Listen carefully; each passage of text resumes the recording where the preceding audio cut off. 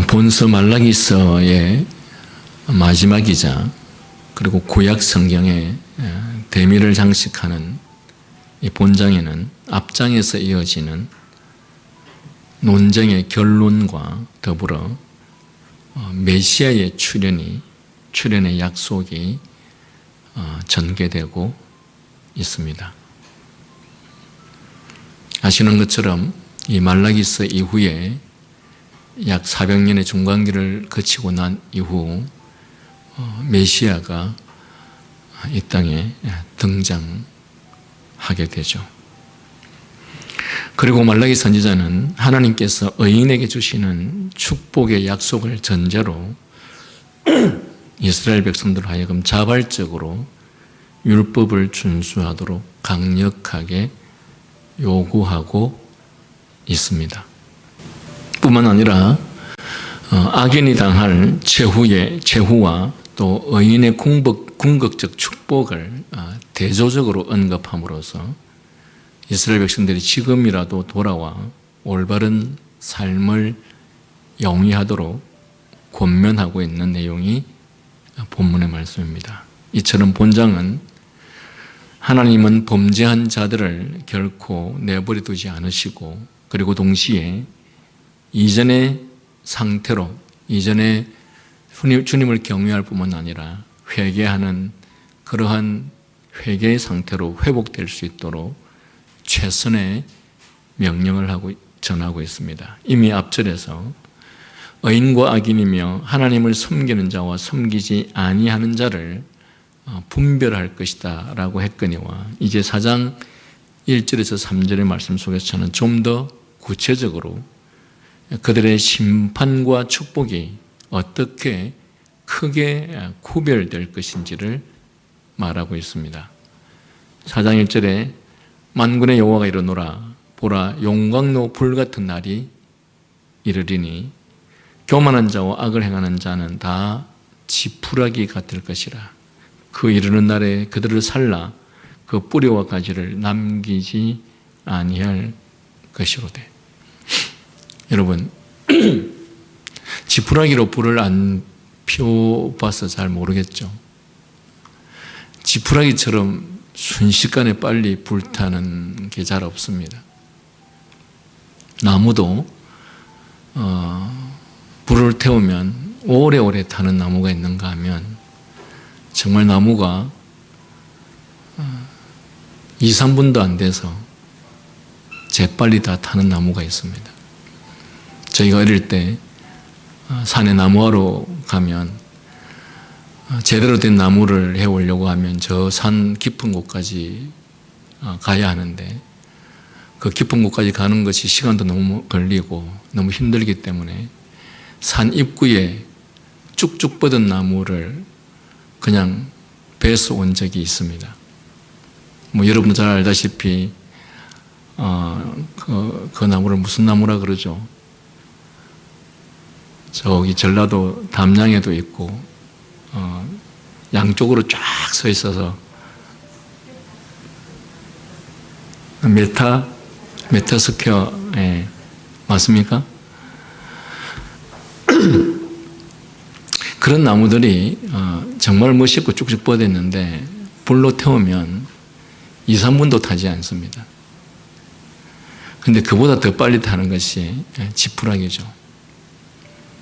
왜 하나님께서 범죄한 백성이 그들에게 주어질 심판이 지푸라기처럼 불탈 것이다 라고 하는 이 말은 얼마나 열렬히 불탈 것인지, 얼마나 재빠르게 불탈 것인지, 얼마나 활활 불탈 것인지, 다시 말하면 우리에게 주어질 그 심판이 얼마나 무서울 것인지에 대해서 표현하고 있는 장면이기도 합니다. 그러면서 지금 여기 만군의 여호와 이르노라 하면서 용광로 불같은 날이 이르리리 하면서 교만한 자와 악을 행하는 자가 다 지푸라기 같을 것이라 라고 말씀하셨을 때 이 사람들이 도대체 누구냐? 그리고 이 사람들이 지은 죄가 어떤 죄냐 하는 부분에 대해서 우리는 생각하지 않아 볼 수가 없습니다. 그런데 그 내용에 대해서 우리는 이미 말라기서 1장에서부터 3장의 말씀들을 통해서 충분히 보아왔습니다. 말라기서 1장 2절에 보면 여호와께서 이르시되 내가 너희를 사랑하였노라 하나 너희는 이르기를 주께서 어떻게 우리를 사랑하셨나이까 하는도다. 여러분은 우리 주님께서, 우리 하나님께서 나를 정말 사랑하고 계시다, 나는 하나님의 사랑을 지금도 받고 있다라고 생각을 하십니까? 아니면 여기 이 말라기에서 나오는 이스라엘 백성들처럼 어떻게 주께서 우리를 사랑하셨나이까? 주께서 우리를 사랑하신 적이 있습니까? 라고 질문하는 이 말라기서의 백성들과 같습니까? 그리고 주께서 어떻게 우리를 사랑하셨나이까? 라고 말할 때 그 어떻게라고 하는 말이 지시하고 있는 전제가 도대체 뭐죠?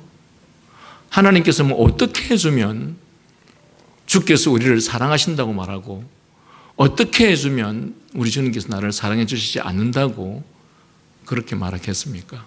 그랬을 때 여기서 이 어떻게라고 하는 것에 대한 내용 또는 그 전제가 도대체 무엇인지, 이스라엘 백성들은 도대체 무엇을 근거로 우리 주께서 우리를 어떻게 사랑하셨나이까? 라고 묻는 것인가? 우리와 혹 다른 어떤 생각을 갖고서 그렇게 말하는 것인가? 아니면 우리와 같은 생각을 가지고 그렇게 말하는 것인가?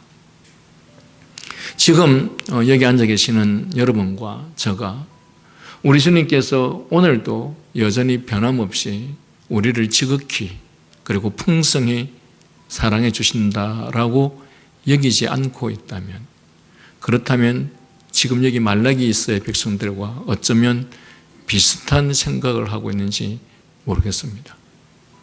여러분, 우리 하나님께서 특별히 우리를 사랑해 주신 게 뭔지 잘 모르겠습니까?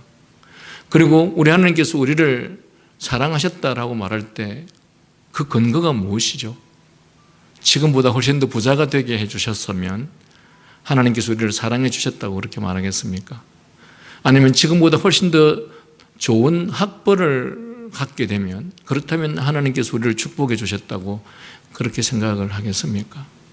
아니면 더 높은 지위, 아니면 더 높은 명예를 가지면 그렇게 생각하겠습니까? 많은 이들이 우리나라를 하나님께서 축복해 주셨다고 말합니다. 그랬을 때 뭘 근거로 축복해 주셨다고 말하죠? 많은 사람들이 생각하기에 우리가 정말 경제적으로 잘 살고 있는 것 때문에 하나님께서 축복해 주셨다라고 생각할 것입니다. 또는 이 땅에 교회가 정말 많기 때문에 하나님께서 축복해 주셨다고 생각할 것입니다.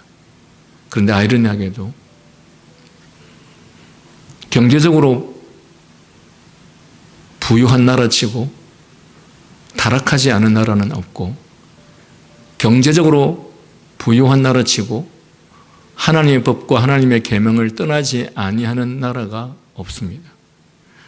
그것은 무엇보다도 역사적으로 이스라엘이 그랬고, 그리고 각 시대마다 강대국들이 언제나 그래왔습니다.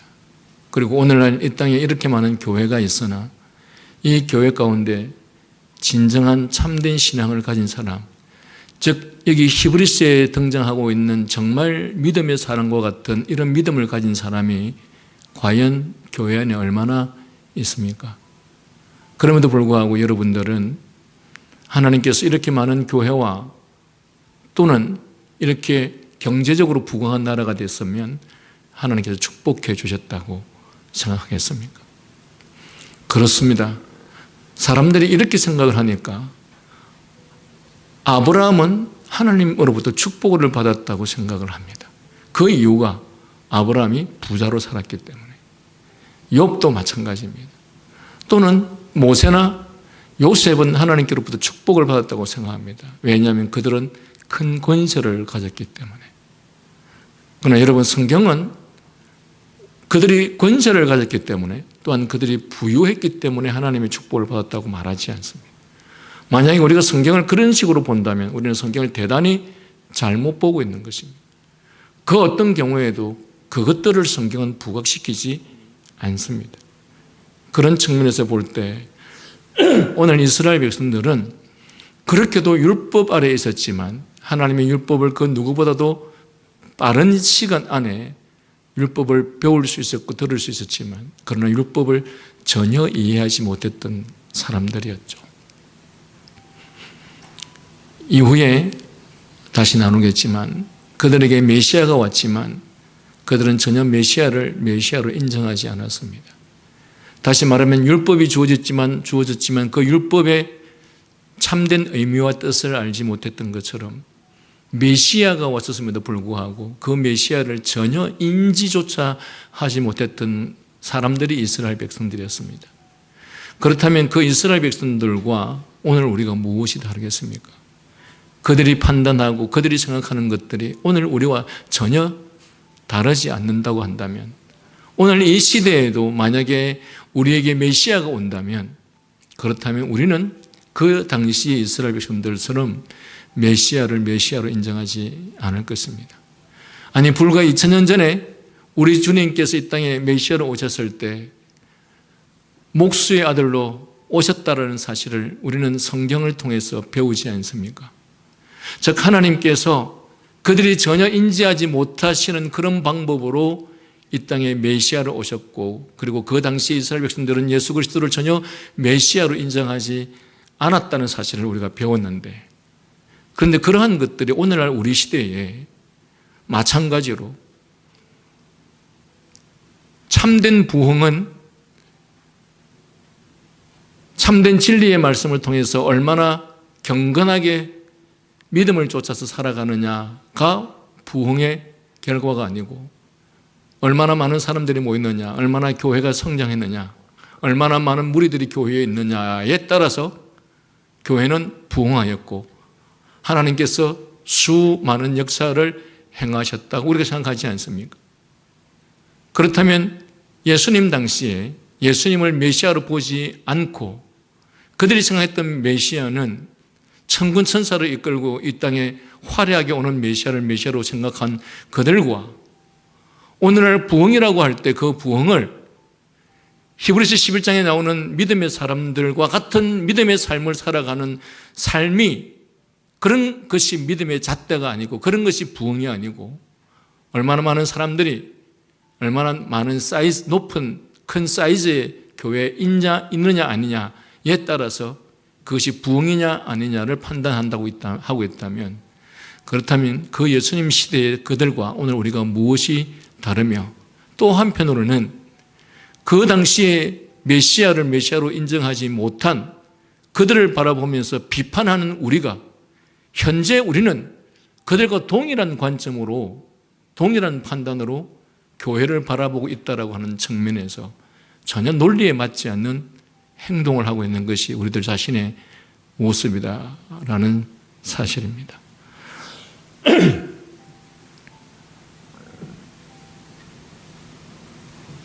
여호와께서 이르시되 내가 너희를 사랑하였노라 하나 너희는 이르기를 주께서 어떻게 언제 우리를 사랑했습니까? 6절에 내 이름을 멸시하는 제사장들아 나 만군의 여호와가 너희에게 이르기를 아들은 그 아버지를 종은 그 주인을 공경하나니 내가 아버지일진데 나를 공경함이 어디 있느냐 내가 주인일진데 나를 두려워함이 어디 있느냐 하나 너희는 이르기를 우리가 어떻게 주의 이름을 멸시하였나이까. 여러분들은 나는 주의 이름을 멸시하지 않습니다.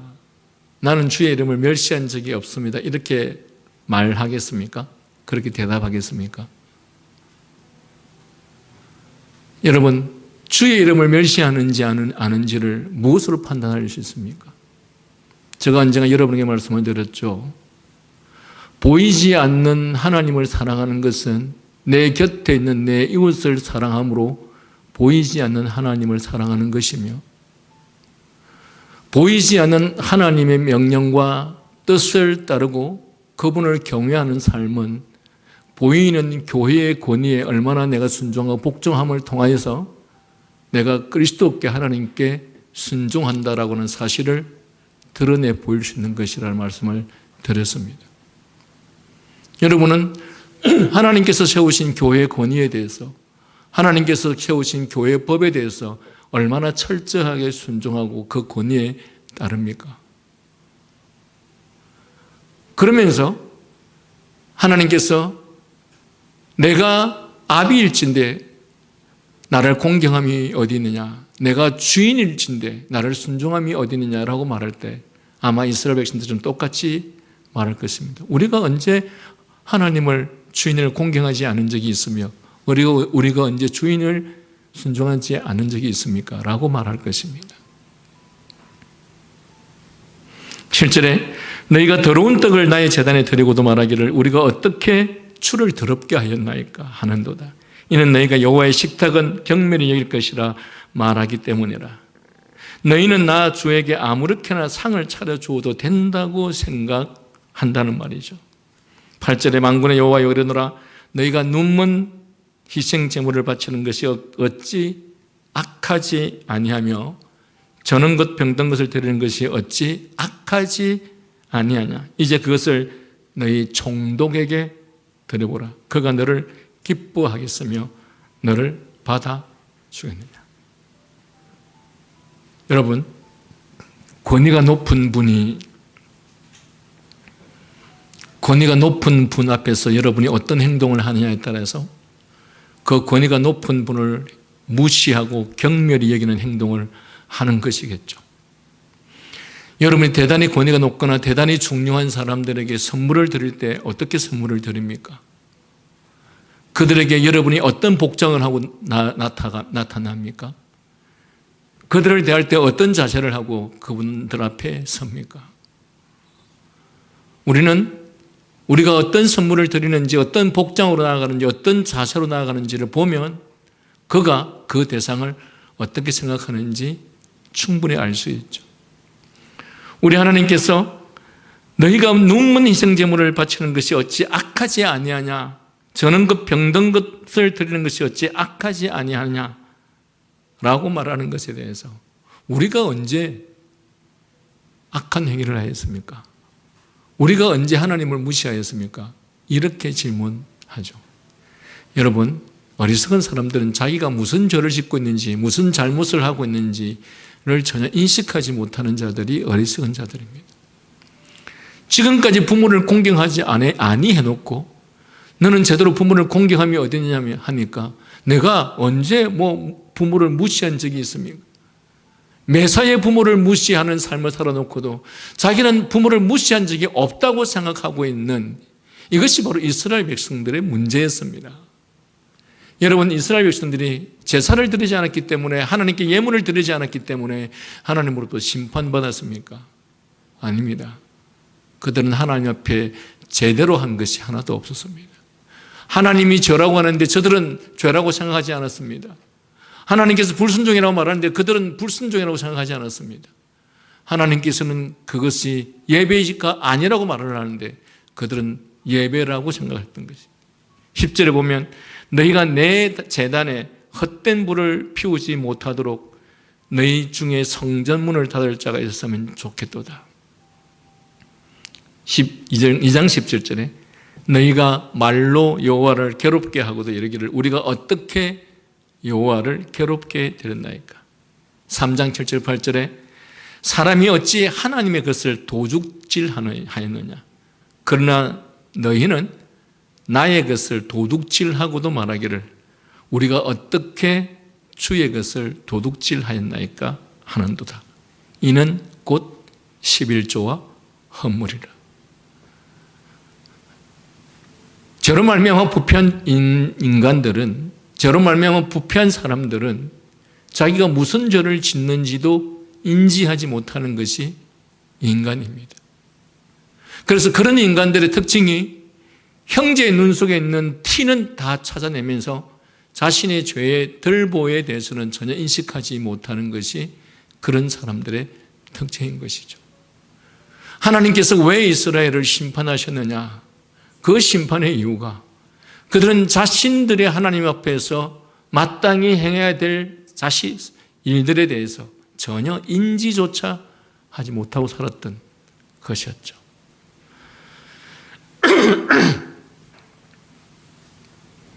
이러한 이스라엘을 향하여서 오늘 본문은 악인의 심판에 있어서는 그들이 다 지푸라기 같을 것이라고 했고, 그 심판의 날은 용광로 불 같은 날이 될 것이다. 그리고 여기 교만한 자와 악을 행하는 자라는 것은 바로 13장 15절을 회상하는 말이기도 합니다. 여러분, 이렇듯 하나님의 법을, 하나님을 경외하지 않는 자들이 비록 한때 그들은 창성하는 듯 혹은 복된 자들인 듯 보일 수 있습니다. 그리고 이렇게 복된 창성해진 것처럼 보이는 그들을 향해서 성경은 우리가 그것들을 향해서 그러한 사실들에 대해서 불평하여 말하지 말 것은 마침내 그들은 극렬한 풀무불 같은 날을 맞이할 것이기 때문이다라고 말합니다. 여러분, 시편 73편 3절에서 9절 내용을 보면 나는 거의 넘어질 뻔하였다. 왜 거의 넘어질 뻔하였느냐? 나의 걸음이, 나는 확신을 잃고 넘어질 뻔하였고, 그리고 그 믿음을 버리고 미끄러질 뻔했다라고 말합니다. 왜 거의 넘어질 뻔하였고 나의 걸음이 확신을 잃고 그리고 믿음을, 심지어 믿음까지 버리고 미끄러질 뻔했는지 아십니까?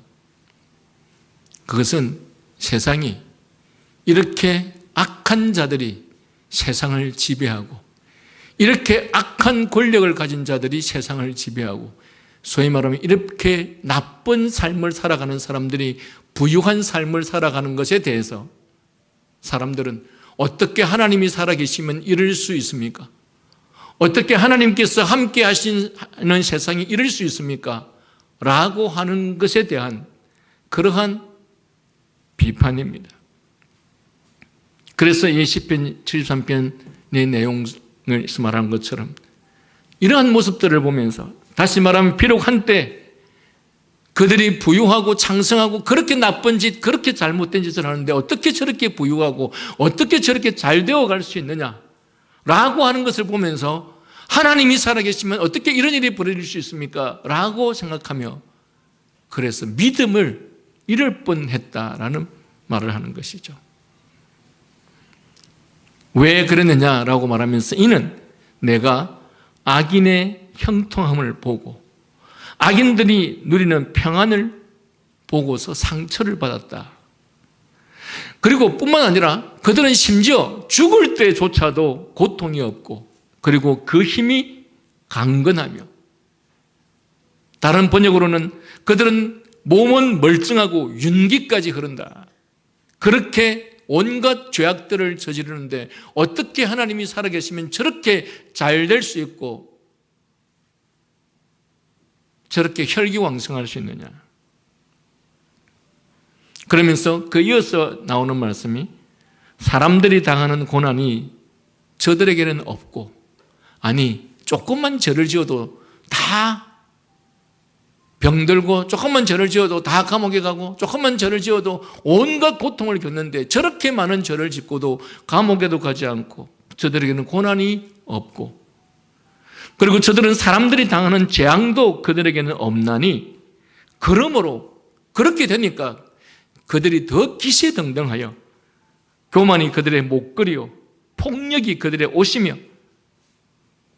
그들은 피둥피둥 살이 쪄서 거만하게 눈을 치켜대고 다니며 마음에 기대한 것보다도 더 많이 얻으며 언제나 남을 비웃으며 악의에 찬 말을 쏘아붙이고 거만한 모습으로 폭언하기를 즐기는, 즉 그들은 입으로는 하늘을 비방하고 혀로는 땅을 휩쓸고 다닌다고 시편 73편이 그렇게 가르치고 있습니다. 이러한 사실에 대해서 우리가 그것을 불평하여 말하지 말 것은 저들이 우리가 눈에 보기에 저렇게 잘 되어 가는 것처럼 보이지만 그러나 언젠가 저들은 극렬한 풀무불 같은 날을 맞이하게 될 것이다. 그래서 시편 73편 19절에서는 그들이 어찌하여 그리 갑자기 황폐되었는가 놀랄 정도로 그들은 전멸하였나이다. 조금 전에 시편 73편 9절까지만 해도 그 죄악된 자들이 그들이 기세등등하고 그렇게도 잘 먹고 잘 살고 하였는데, 그런데 몇 절 지나지 않아 여기 19절 보니까 아니 근데 갑자기 저들이 어디로 가버렸지? 저들이 어찌 그리하여 갑자기 황폐되었는가 놀랄 정도로 그들은 전멸하였나이다 라고 말합니다. 그래서 시편 37장 시편 7절에서 10절 말씀은 우리에게 이렇게 말씀합니다. 그러므로 여호와 앞에 잠잠히 참고 기다리라. 자기 길이 형통하며 악한 꾀를 이루는 자 때문에 불평하여 하지 말지어다. 분을 그치고 노를 버리며 불평하지 말라. 오히려 그렇게 하면 할수록 너희 또한 악을 만들 뿐이라. 여러분, 우리가 악한 자, 잘못된 자가 잘 되어가는 것을 보면서 내가 분을 만들고 노를 만들고 불평하기 시작하면 우리는 그 분노를 참지 못해서, 그 노를 참지 못하여서 우리가 무엇인가 행동하게 되죠. 그랬을 경우에 자신 또한 여호와 앞에서 오히려 악을 만들 뿐이라. 그러나 너희는 알라.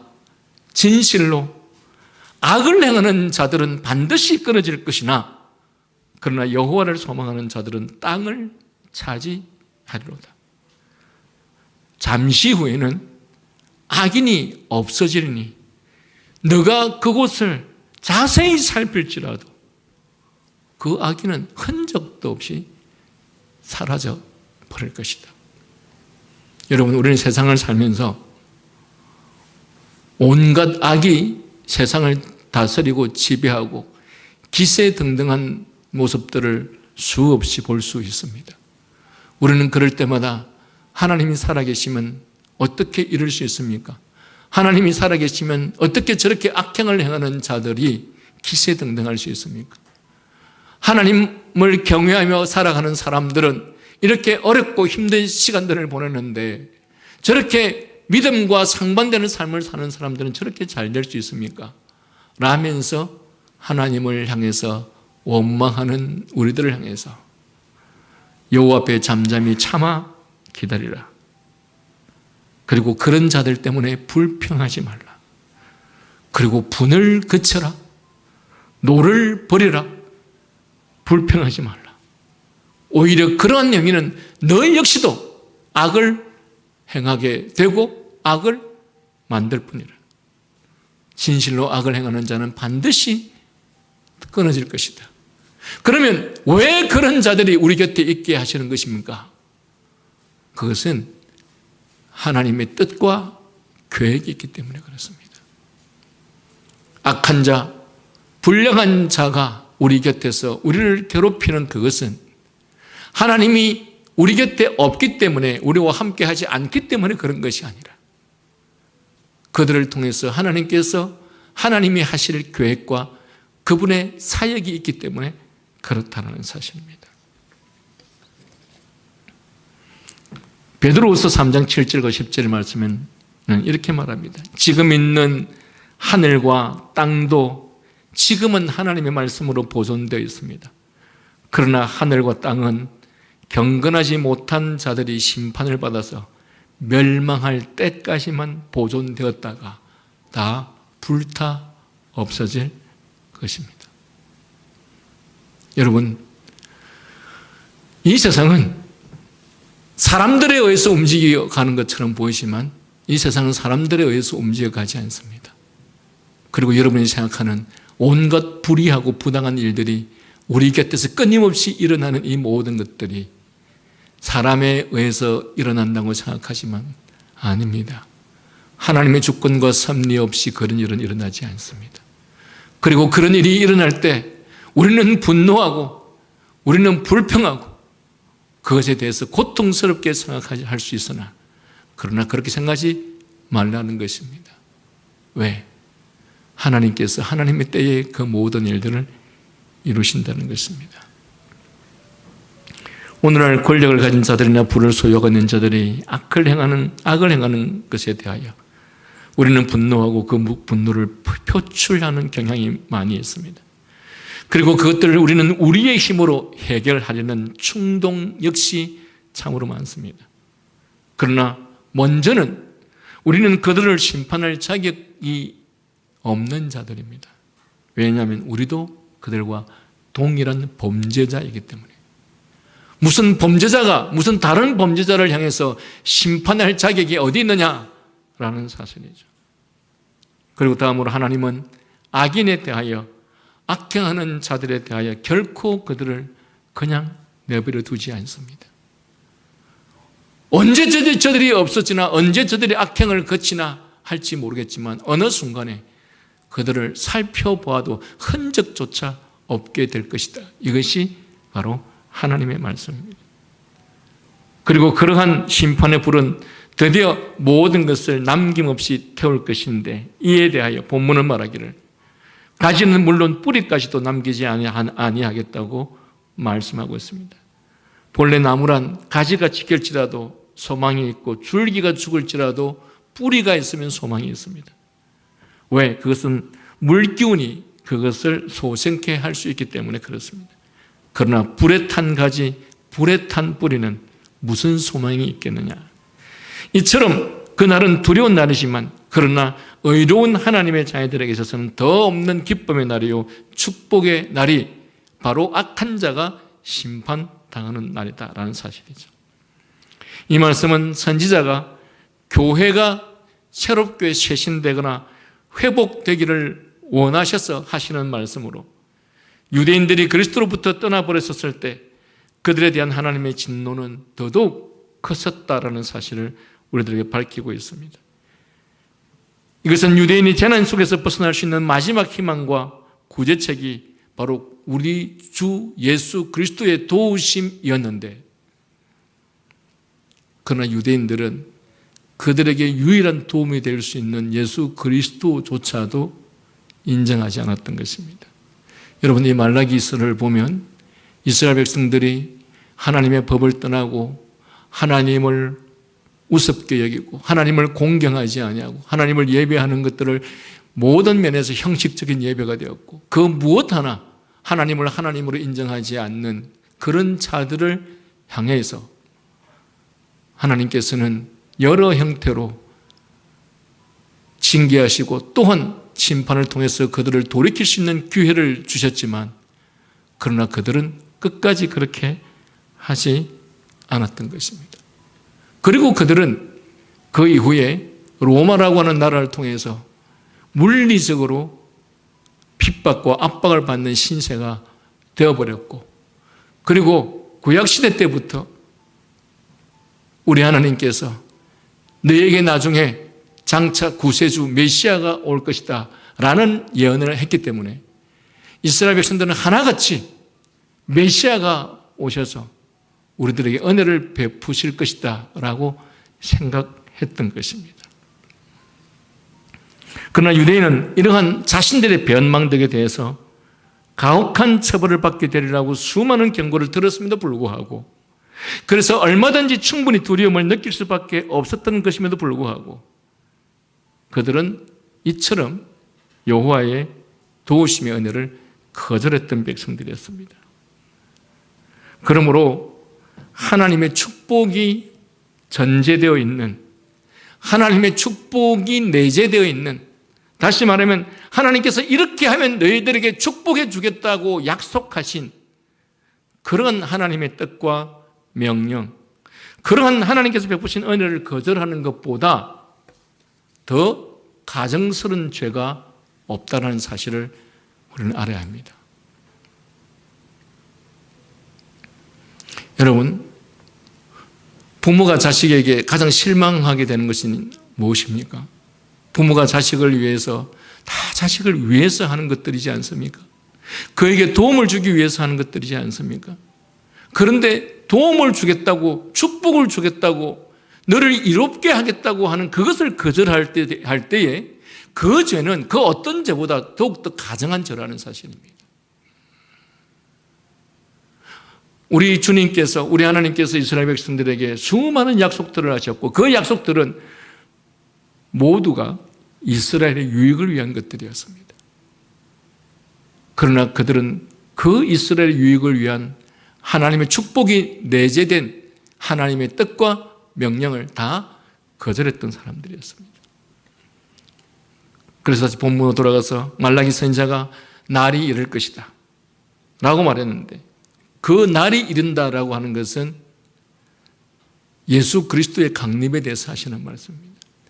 너희가 이렇게 범죄했는데, 이렇게 하나님의 뜻을 따르지 않았기 때문에, 그래서 너희들에게 심판이 올 날이 있을 것이다. 그런데 그 날이 무슨 날인지 아십니까? 예수 그리스도가 오시는 것입니다. 여러분, 예수 그리스도가 오시는 것이 어떻게 그들에게 심판의 날이 될 수 있습니까? 한번 생각해 보십시오. 예수 그리스도는 이 땅에 메시아로 오시죠. 우리의 구원자로 오시죠. 그런데 메시아로 구원자로 오시는데 그것이 왜 이스라엘 백성들에게는 심판이 될 수 있을까요?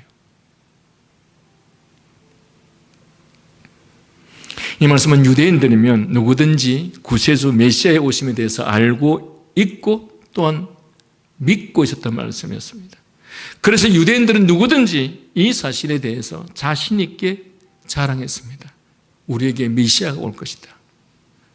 하지만 이 말씀은 이 날이 이르려는, 이 날이 이른다라는 이 말씀은 사실이지만, 그러나 그날에 누가 어떤 모습으로 오실지에 대해서는 그들이 상상한 것과는 전혀 달랐던 것입니다.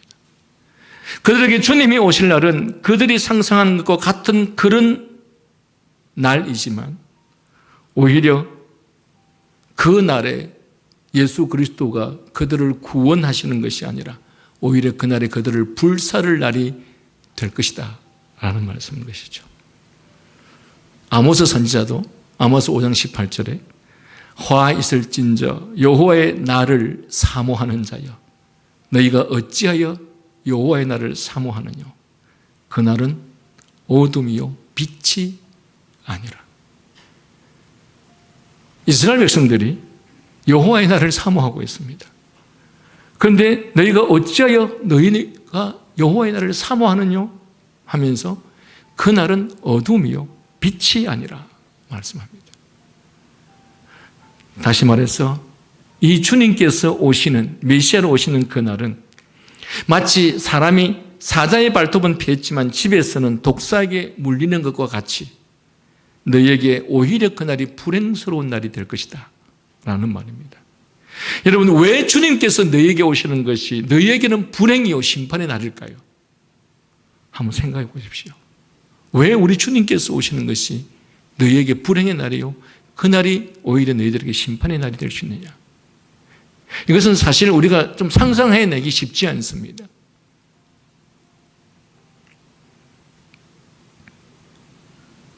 왜 그럴까요? 왜 이 날이 그들에게 오히려 심판의 날이 될 수밖에 없었던 것은, 그들은 메시아가 낮은 자로 오실 것이라고 생각지 못했기 때문에 그렇습니다. 메시아가 왔는데 오히려 그 메시아를 더더욱 믿지 않게 된 것이죠. 왜? 메시아가 오는 날에 대해서는 그들은 기대했을지 모르겠지만 그 메시아가 당신의 백성들에게 오실 때 그들이 기대했던 바는 천군 천사를 이끌고 거창하게 이 세상을 지배하는 자로서의 그런 권력을 가지고 올 것이라고 생각을 했는데, 메시아가 실제로 왔지 않습니까?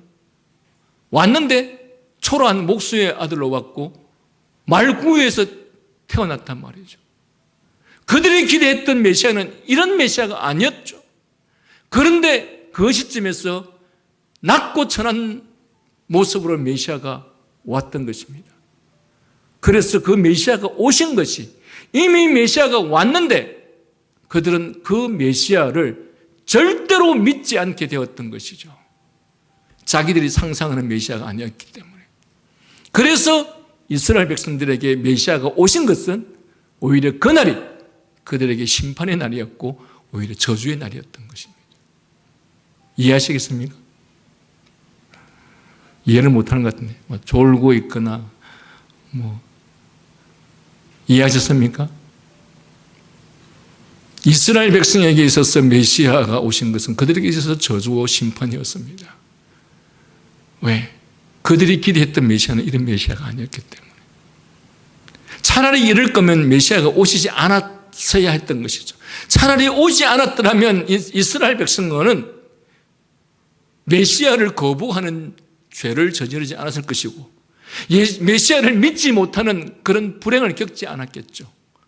그런데 그 메시아가 전혀 자신들이 생각하는 방식이 아닌 다른 방식으로 오심으로 말미암아서 오히려 이 메시아는 이스라엘 백성들은 절대로 믿지 않는 것이죠.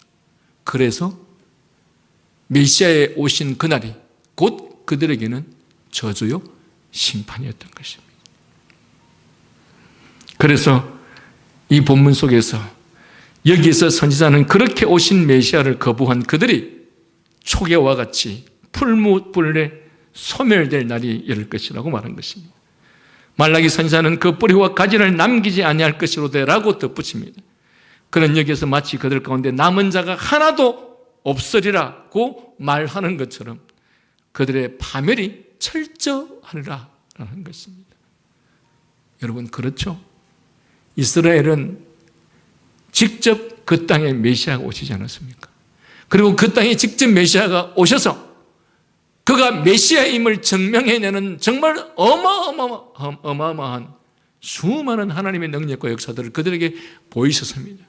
심지어 예수 그리스도가 십자가에 달리셨다가 사흘 만에 다시 부활하셔서 하늘로 승천하는 일까지 그 땅에서 예수님께서 하셨습니다.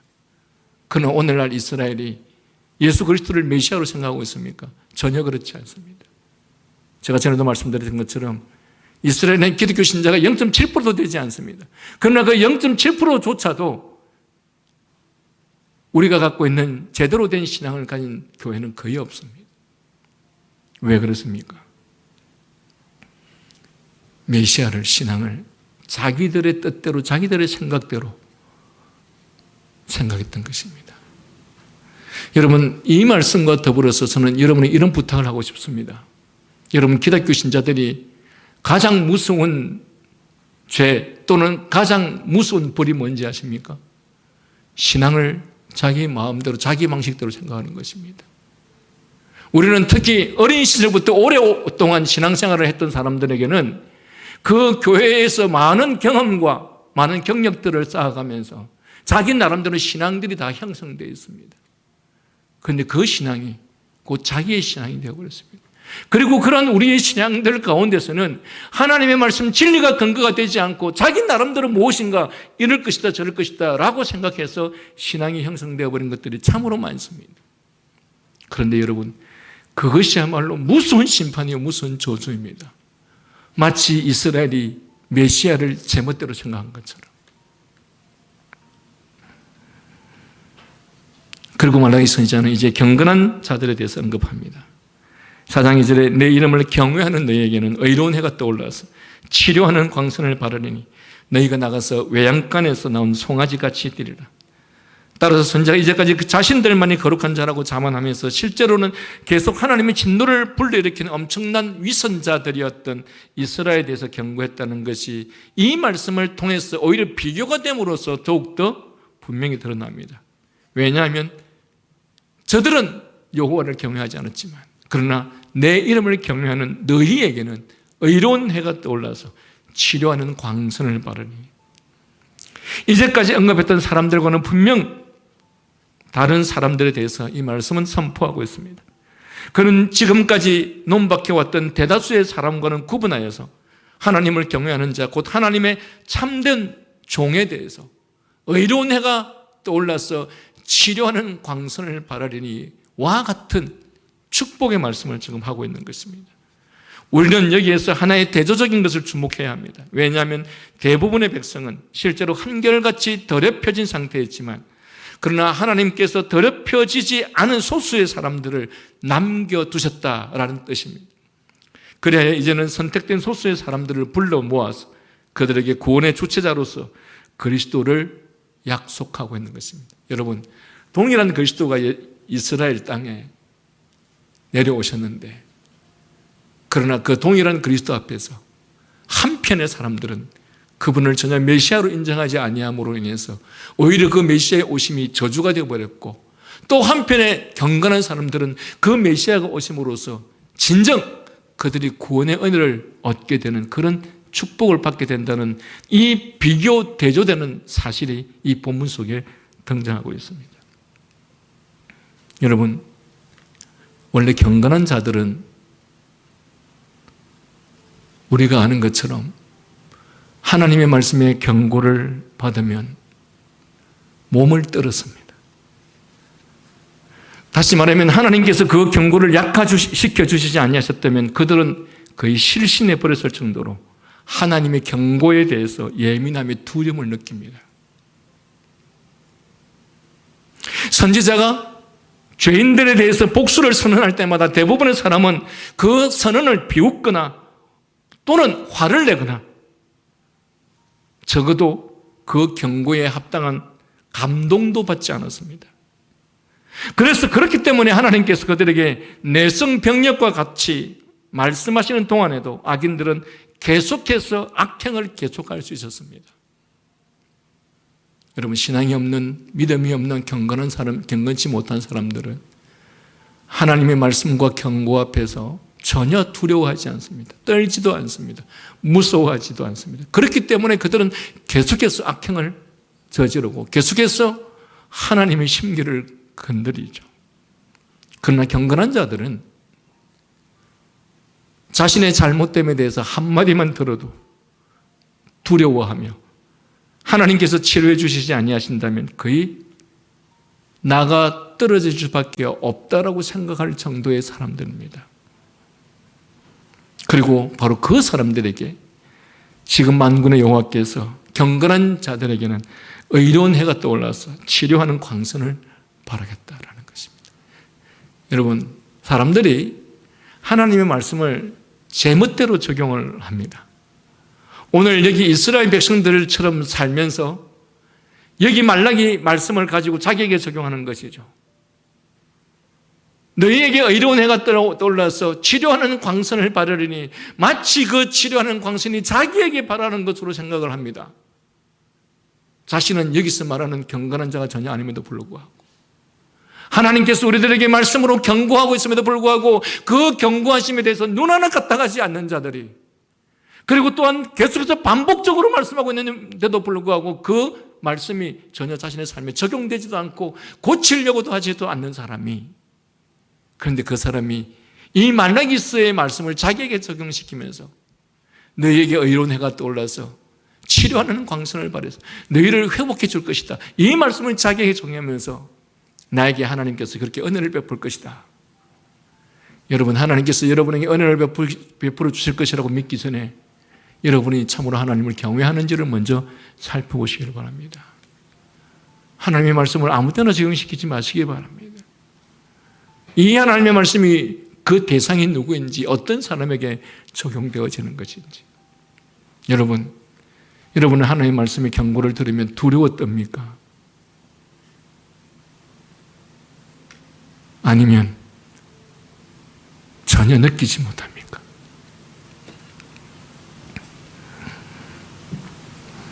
사장 1절에서 보았듯이 심판의 그날은 분명히 두려운 날임에 틀림없지만, 그러나 그것은 경건치 않거나 하나님을 섬기지 않는 그들에게 있었을 뿐이요, 하나님을 섬기며 그 이름을 경외하는 자들에게는 있어서는 평화로운 새 아침, 의로운 태양이 떠오르는 밝은 아침을 말합니다. 물론 완악한 그들에게는 그 날이야말로 어둠이요 빛이 아니지만, 하나님을 섬기는 그들에게는 기다리던 새 아침이요 모든 상처의 치료를 받는 아침이 될 것입니다.